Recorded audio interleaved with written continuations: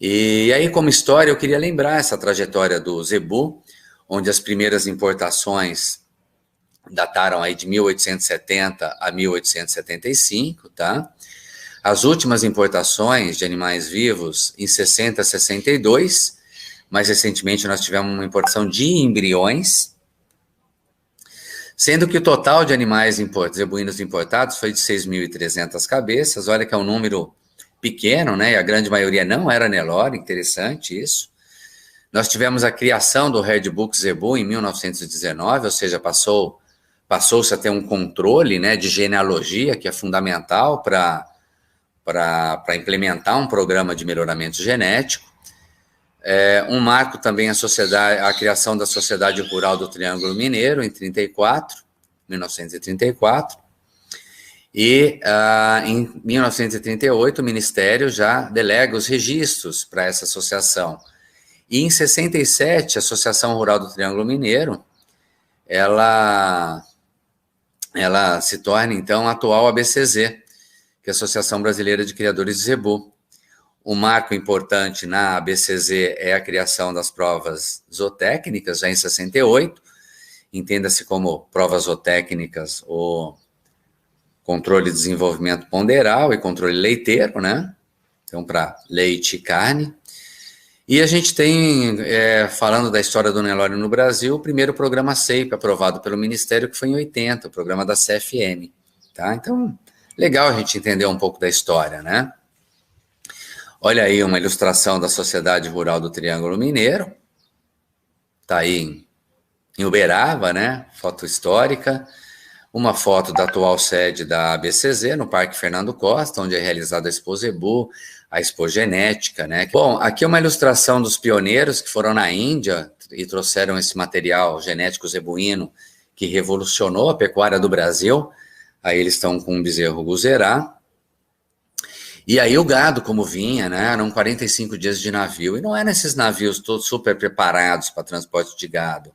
Eram currais adaptados, né? A coisa era bem precária. Então a gente tem que dar muito valor para esses pioneiros, viu? Foi uma coragem ir para a Índia, né? Um continente, né? Um país e um continente asiático muito pouco conhecido para nós, brasileiros. E, puxa, era complicado até tomar água lá, né? Muita gente adoeceu na Índia e o pessoal ficou muito tempo lá para garimpar essas preciosidades zebuínas que vieram a formar as diferentes raças no Brasil.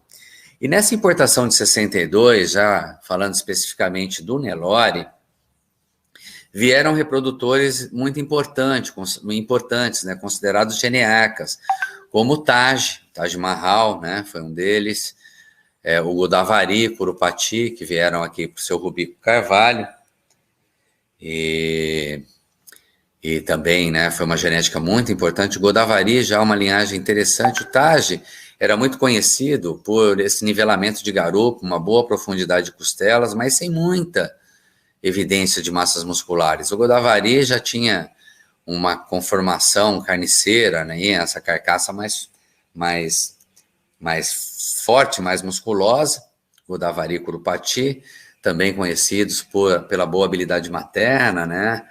O Himalaia era um touro reconhecido por habilidade materna na época, que era um descendente desses reprodutores. Aqui o Grande Cavade, que já era um campeão da Ásia.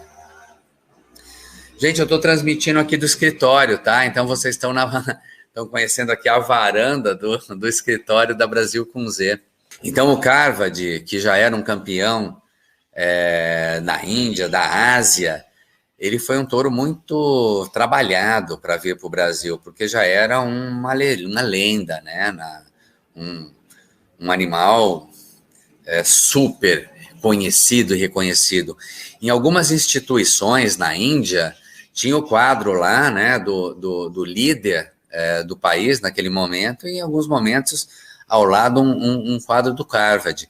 E o Cavade veio a ser uma referência no Brasil, porque era uma época que uma vaca PO, um animal PO, não é PO, é registrado pela BCZ, valia 10 vezes mais do que uma vaca cara limpa, uma vaca comum. E o Carvard era muito forte para imprimir o padrão racial do Nelore, que é um padrão brasileiro, né? Então ele foi muito utilizado. Descendentes importantes dele, como Schumacher, e o Schumacher era uma referência para a VR, que é uma criação, né, na época já com o seu Torres Homem, mas já era do Vicente, pai dele antes, então já era uma criação super tradicional, e trouxe esses animais em 62, uma importação que foi muito trabalhada por seu Celso Garcia Cid, e que articulou com os mineiros, seu Celso paranaense, né, um espanhol que vivia já no Paraná, ali na região de Londrina mesmo, e trabalhou a importação com esses mineiros, e trouxeram, né, mineiros que eu digo, o seu Torres, a família Torres Homem, então, a família Rodrigues da Cunha, né, a família Carvalho, do seu Rubico Carvalho, que são, então, gente muito importante. E também um dos grandes descendentes do Carvard foi o Dumu, filho do Carvard, na Mara, importada, também em 62. E aí eu falo um pouco do Dumu, porque o Dumu faz parte da história do meu pai. O Dumu foi um bezerro que meu pai comprou na Fazenda Santa Cecília, da família da marca VR, né, do seu Torres.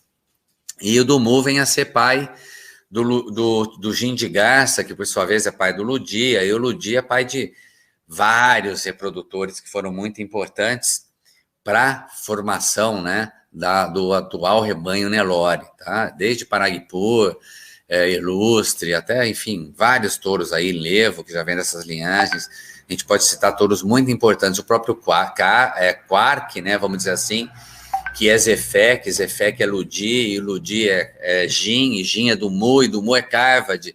É legal a gente entender um pouco de genealogia para quem tem a pretensão de direcionar acasalamento, enfim.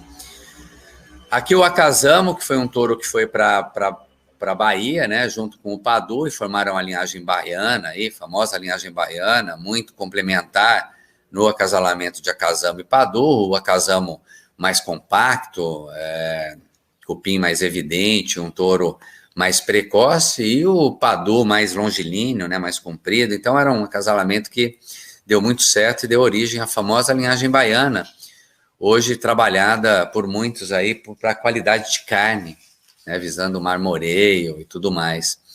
E o Golias, tá? O Golias, que na época não era o touro mais utilizado, veio em 62 também, chamado aí o Gigante Golias, por apresentar já esse volume de carcaça, essa profundidade, arqueamento de costelas, essa maior evidência de massas musculares, já naquela época. Mas o Carvard era a grande referência da raça. O Golias já tinha um senãozinho de pigmentação, uma cabeça um pouco mais pesada, então não foi o grande touro usado na época, não. Hoje a gente reconhece as qualidades de carcaça do Golias, e a gente vem utilizando, né, descendentes dessa linhagem para imprimir também essas qualidades de carcaça e essa conformação carniceira. Como grandes descendentes do Golias, a gente tem o próprio Faulade, né, o Grado, que vem dessa linhagem, o Freguês, o Ediri, aí a gente tem, né, vários outros touros, mas os mais importantes aí, Faulade, Grado e o Itaú também, que vem aí dessa linhagem, acho que foram mais representantes aí para a linhagem do grande Golias. E falando do Nelore, a gente não pode deixar de citar o Lengruber, né, que comemorou aí esse ano passado, retrasado, 140 anos, então acho que são 142 anos de Lengruber no Brasil. Aí o seu Manuel Hubert Lengruber, né, já com um descendente que trouxe lá atrás, poxa vida, e vem a constituir uma das linhagens importantes, como genearcas da linhagem. A gente tem o 1646, que na época foi considerado ainda uma heresia usar 1646, quando se buscava utilizar somente touros POI. Então, foi um touro que marcou a época. O próprio Rambo, né, o Rambo, quando foi para Central, era o patinho feio, né, pela orelha um pouco mais pesada, angulação de garupa, a fronte um pouco mais proeminente, até o Rambo ser um reprodutor acasalado com as principais matrizes aí de Uberaba, das pistas de julgamento, porque as pistas de julgamento foi para um rumo que não foi tão legal, e o Rambo veio então para trazer mais funcionalidade aí em termos de perímetro escrotal, mantendo uma estrutura de osso e tudo mais, e principalmente habilidade materna, né, e carcaça. E nessas linhagens de pista que estavam indo para um caminho muito tardio, animais cilíndricos, levantados, não foi um caminho legal na pista, até quando o Inca POI das Três Coxilhas foi grande campeão da Exposebu. Então não foi uma época muito legal aí, a pista não foi para um rumo baseado no moderno novilho de corte, o new type, não foi para um rumo legal não.